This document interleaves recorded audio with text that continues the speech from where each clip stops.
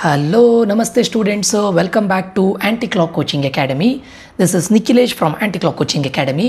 Students ಈ ಒಂದು ವಿಡಿಯೋದಲ್ಲಿ ನಾನು ಈ ವರ್ಷ ಯಾರ್ಯಾರು 2024-25 ಅಕಾಡೆಮಿಕ್ ಇಯರಲ್ಲಿ ಯಾರ್ಯಾರು ಸೆಕೆಂಡ್ PUC ಎಕ್ಸಾಮನ್ನು ಬರಿತಾ ಇದ್ದೀರಾ ಅವರಿಗೆ ಮ್ಯಾಥಮೆಟಿಕ್ಸಲ್ಲಿ ಹೇಗೆ ಔಟ್ ಆಫ್ 80 75+ ಸ್ಕೋರ್ ಮಾಡೋದು ಅನ್ನೋದನ್ನು ಈ ವಿಡಿಯೋದಲ್ಲಿ ನಾನು ಹೇಳ್ತಾ ಇದ್ದೇನೆ. ಓಕೆ, ಸೊ ವೆರಿ ಇಂಪಾರ್ಟೆಂಟ್ ಆಗುತ್ತೆ ಸ್ಟೂಡೆಂಟ್ಸು, ಯಾಕಂದರೆ ಹಿಂದಿನ ವರ್ಷವೂ ಕೂಡ ಎಲ್ಲರೂ ಕೂಡ ಮ್ಯಾಥ್ಸ್ ನಿಮಗೆ ತುಂಬ ಸ್ಕೋರಿಂಗ್ ಸಬ್ಜೆಕ್ಟ್ ಸ್ಟೂಡೆಂಟ್ಸ್ ಆರಾಮ್ಸೆ ಆಗಿ ಸ್ಕೋರ್ ಮಾಡ್ಬೋದು.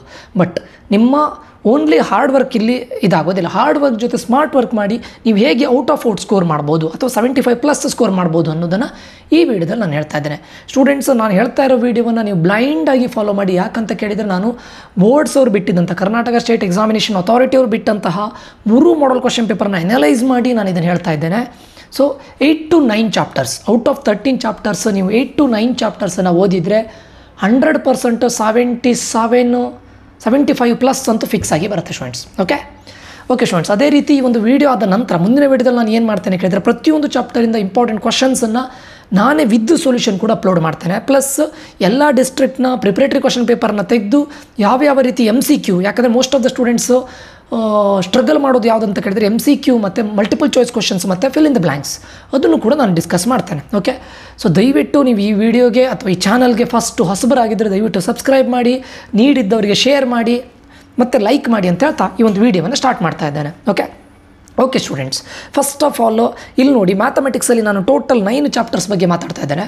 First one inverse trigonometric functions ITF, second one matrices ಅಥವಾ ಮ್ಯಾಟ್ರಿಕ್ಸ್ ಅಂತ ಕರೀತಾರೆ, third one determinants, fourth one continuity and differentiability, fifth one applications of derivatives, sixth one integrals, seventh one differential equation, eighth one vector algebra, ninth one probability. Okay, so very important ಏನಂತ ಕೇಳಿದರೆ sir ಇದು ತುಂಬ ಕಷ್ಟ chapter, ನಾನು ಇದನ್ನು ಮಾಡಬೇಕಾ? Students, ಏನು ಕಷ್ಟ ಇಲ್ಲ, ಇದೆಲ್ಲದರದ್ದು ಸೊಲ್ಯೂಷನ್ ನಾನು ಮಾಡ್ತೇನೆ, don't worry. Previous year question ಪೇಪರ್ನ ತೆಗಿತೇನೆ, ಅದರಿಂದ ನಿಮಗೆ ಸೊಲ್ಯೂಷನನ್ನು ಮಾಡ್ತೇನೆ, don't worry.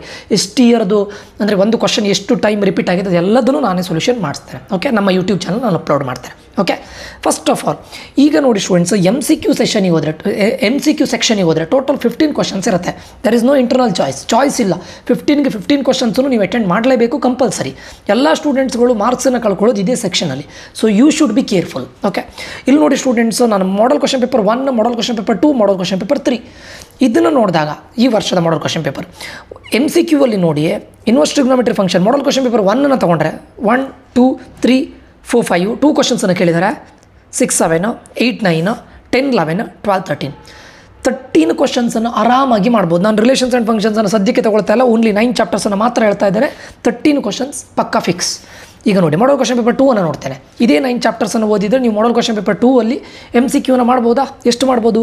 2, 4, 5, 6, 7, 8, 9, 10, 11, 12, 13, 14, 2, 4, 5, 6, 7, 8, 9, 10, 11, 12, 13, again 13 model question paper 2. ಅಂದರೆ ಈ 9 chapters ITF, matrices, determinants, continuity and differentiability, application of derivatives, integrals, differential equation, vector algebra, probability, 13 marks. ಗೊತ್ತಾಯ್ತಾ? ಇದೇ ಇಷ್ಟು 9 ಚಾಪ್ಟರ್ಸಲ್ಲಿ. ಇನ್ನು ಮಾಡೆಲ್ ಕ್ವಶನ್ ಪೇಪರ್ 3 ನೋಡಿದರೆ 2, 4, 5, 6, 7, 8, 9, 10, 11, 12, 13, 14 ಇಲ್ಲ 1, 2, 3, 4, 5, 6, 7, 8, 9, 10, 11, 12, 13 again 13. ಅಂದರೆ ಈ 9 ಚಾಪ್ಟರ್ಸನ್ನು ಮಾಡಿದರೆ ನಿಮಗೆ ವೆರಿ ಇಂಪಾರ್ಟೆಂಟ್. ಇದೇ 9 ಚಾಪ್ಟರ್ಸಲ್ಲಿ ಮಾಡಿದರೆ ನೀವು 9 ಚಾಪ್ಟರ್ಸ್ ಬಗ್ಗೆ ಮಾತ್ರ ನಾನು ಮಾತಾಡ್ತಾ ಇದ್ದೇನೆ. 15 MCQ, ನಂಬರ್ ಆಫ್ ಕ್ವಶನ್ಸ್ ಎಷ್ಟು? MCQ ಬಗ್ಗೆ ಮಾತಾಡ್ತಾ ಇರೋದು ನಾನು. ನಂಬರ್ ಆಫ್ ಕ್ವಶನ್ಸ್ MCQ ಎಷ್ಟು ಇರುತ್ತೆ? 15 ಬರುತ್ತೆ. ಎಷ್ಟು ಅಟೆಂಡ್ ಮಾಡ್ಬೋದು ನೀವು? 13 ಫಿಕ್ಸ್ ಆಗಿ ಅಟೆಂಡ್ ಮಾಡ್ಬೋದು. ಸರಿನಾ? Next FCB fill in the blanks, FIB.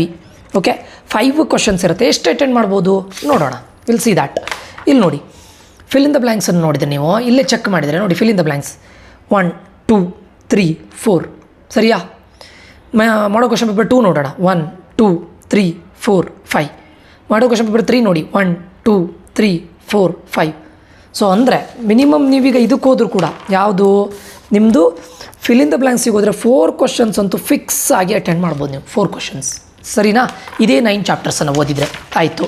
Next 2 ಮಾರ್ಕ್ಸಿಗೆ ಹೋಗ್ತೇನೆ ನೋಡಿ. ಇವಾಗ 2 ಮಾರ್ಕ್ಸ್ 1, 2, 3 4 5 6 7 ಕ್ವಶನ್ಸನ್ನು ಅಟೆಂಡ್ ಮಾಡ್ಬೋದು. 7 8 ಇದೆ ಮಾಡಲ್ ಕ್ವಶನ್ ಪೇಪರ್ 1ನ ಪ್ರಕಾರ.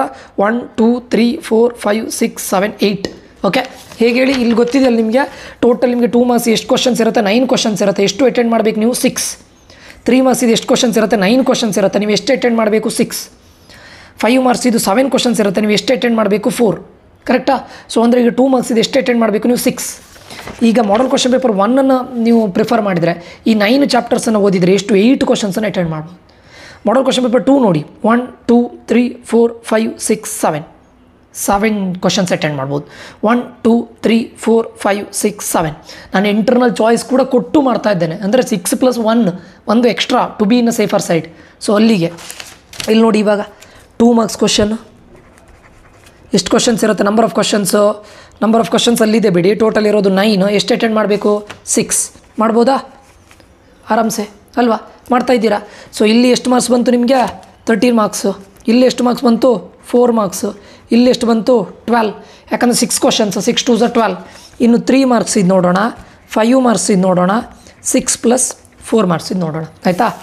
ಸರಿ, 3 ಮಾರ್ಕ್ಸ್ ಇದು ನೋಡಿ ಸ್ಟೂಡೆಂಟ್ಸ್. ಮಾಡಲ್ ಕ್ವಶನ್ ಪೇಪರ್ 1ನ ಪ್ರಕಾರ 1 2 3 4 5 6 7 ಕ್ವಶನ್ಸ್. ಎಷ್ಟು ಅಟೆಂಡ್ ಮಾಡಬೇಕು ಟೋಟಲ್ ಆಗಿ? ಟೋಟಲ್ 9 ಕ್ವಶನ್ಸ್ ಇರುತ್ತೆ. ಎಷ್ಟು ಅಟೆಂಡ್ ಮಾಡಬೇಕು? 6 ಅಟೆಂಡ್ ಮಾಡಬೇಕು. ನೀವು ಎಷ್ಟು ಅಟೆಂಡ್ ಮಾಡ್ಬೋದು ಇದ್ರ ಪ್ರಕಾರ? 7 ಕ್ವಶನ್ಸನ್ನು ಮಾಡ್ಬೋದು. ಸರಿಯಾ? ಮಾಡಲ್ ಕ್ವಶನ್ ಪೇಪರ್ 1ನ ಪ್ರಕಾರ. ಮಾಡಲ್ ಕ್ವಶನ್ ಪೇಪರ್ 2ನ ಪ್ರಕಾರ ನೋಡಿ, 1 2 3 4 5 6 7. ಇಲ್ಲೂ 7. ಮಾಡಲ್ ಕ್ವಶನ್ ಪೇಪರ್ 3ನ ಪ್ರಕಾರ 1 2 3. ಇಲ್ಲಿ ನೋಡಿ 2 ಕ್ವಶನ್ಸ್ ಕೇಳಿದ್ದಾರೆ, 4 5 6 7. ಅಂದರೆ 3 ಮಾರ್ಕ್ಸ್ ಇದು ಮಾಡ್ಬೋದಾ? ಟೋಟಲ್ 9 ಕ್ವಶನ್ಸ್ ಇರುತ್ತೆ. ಎಷ್ಟು ಕ್ವಶನ್ಸ್ ಮಾಡ್ಬೋದು ನೀವು? 6 to 7 ಕ್ವಶನ್ಸ್ ಮಾಡ್ಬೋದು. ಬಟ್ ನಾನು 6 ಅಂತೇಳಿ ತೊಗೊಳ್ತಾ ಇದ್ದೇನೆ. ಇಲ್ಲಿ ಎಷ್ಟಾಯಿತು? 6 3s 18. ಫಿಕ್ಸಾ? ಅದಾಯಿತು. ಈಗ 5 ಮಾರ್ಕ್ಸ್ ಇದು ಹೋಗೋಣ. 5 ಮಾರ್ಕ್ಸ್ ಇದು ನೋಡಿ, 5 ಮಾರ್ಕ್ಸ್ ಇದು ಆಲ್ರೆಡಿ ಇಲ್ಲಿ ಹೇಳಿದ್ದೆ ನಾನು ಎಷ್ಟು ಕ್ವಶನ್ಸನ್ನು ಅಟೆಂಡ್ ಮಾಡಬೇಕಂತ. 4 ಕ್ವಶನ್ಸನ್ನು ಅಟೆಂಡ್ ಮಾಡಬೇಕು. 7 ಇರುತ್ತೆ. ಯಾವ ಚಾಪ್ಟ್ರಿಂದ ಈ ಚಾಪ್ಟ್ರಿಂದ ಬರುತ್ತಾ ನೋಡೋಣ. 1 2 3 4 5 ಕ್ವಶನ್ ಅಟೆಂಡ್ ಮಾಡ್ಬೋದು. 1 2 3 4 5 ಕ್ವಶನ್ಸ್ ಅಟೆಂಡ್ ಮಾಡ್ಬೋದು. 1 2 3 4 5 ವಿತ್ ಇಂಟರ್ನಲ್ ಚಾಯ್ಸ್ ಸ್ಟೂಡೆಂಟ್ಸ್. ಇದು ನೋಡಿ 7 ಕ್ವಶನ್ಸ್ ಇರುತ್ತೆ. 4 ಕ್ವಶನ್ಸನ್ನು ಅಟೆಂಡ್ ಮಾಡಬೇಕು. ಆರಾಮಾಗಿ ಮಾಡ್ಬೋದು. ಇಲ್ಲಿ 20 ಮಾರ್ಕ್ಸ್ ತೆಗಿಬೋದಾ ನೀವು? ಕರೆಕ್ಟಾ? ಇನ್ನು 6 + 4 ಮಾರ್ಕ್ಸ್ ಇದು ನೋಡಿ, ಇಲ್ಲಿದೆ ನೋಡಿ.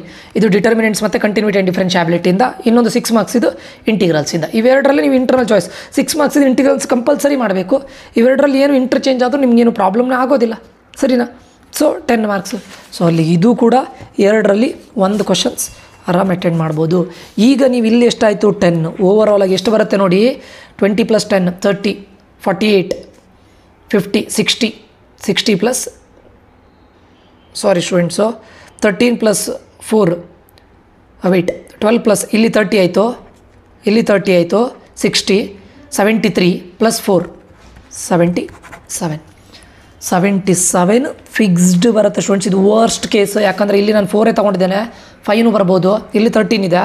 ಸೊ 77. ಸೊ 75 ಪ್ಲಸ್ ನೀವು ಆರಾಮ್ ಮಾಡ್ಬೋದು. ಹೇಗೆ ಹೇಳಿ? Only reading 9 chapters.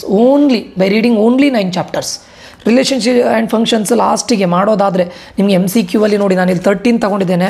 ಇನ್ನೂ 1 ಮಾರ್ಕ್ ಬೇಕು ಅಂತಿದ್ರೆ ರಿಲೇಷನ್ಸ್ ಆ್ಯಂಡ್ ಫಂಕ್ಷನ್ಸಿಂದ ಓನ್ಲಿ MCQ ಮಾಡಿ 14 ಆಗುತ್ತೆ. ಅಲ್ಲಿಗೆ ನೀವು ಓನ್ಲಿ 1 ಮಾರ್ಕ್ MCQ ಬಿಟ್ಟಿರ್ತೀರಾ.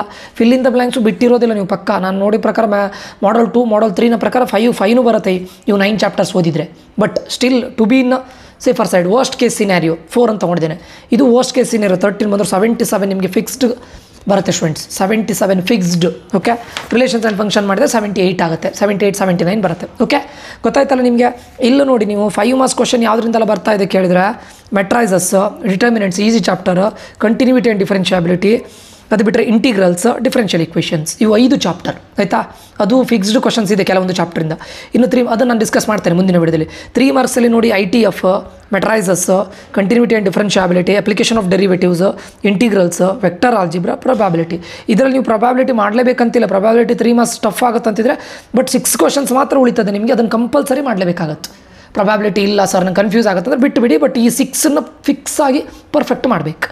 2 ಮಾರ್ಕ್ಸಲ್ಲೂ ಅಷ್ಟೇ ಪ್ರೊಬಾಬಿಲಿಟಿ 2 ಮಾರ್ಕ್ಸ್ ಇದು ಈಸಿ ಇರುತ್ತೆ. ಸೊ ಮಾಡ್ಬೋದು ಅಂತ ಅಂದ್ಕೊಳ್ತೇನೆ. ಅದು ಕೂಡ ಕಷ್ಟ ಆಗುತ್ತೆ ಅಂತಿದ್ರೆ 6 ಪರ್ಫೆಕ್ಟಾಗಿ ಮಾಡಿ ಅಷ್ಟೇ. ಅರ್ಥ ಆಯ್ತಲ್ಲ?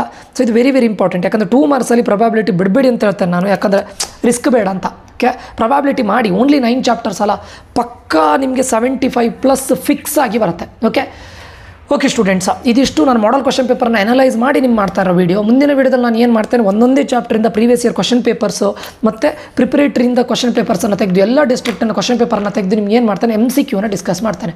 ಓಕೆ, ಸೊ ಇದು ತುಂಬ ಇಂಪಾರ್ಟೆಂಟ್ ಆಗುತ್ತೆ ಸ್ಟೂಡೆಂಟ್ಸು.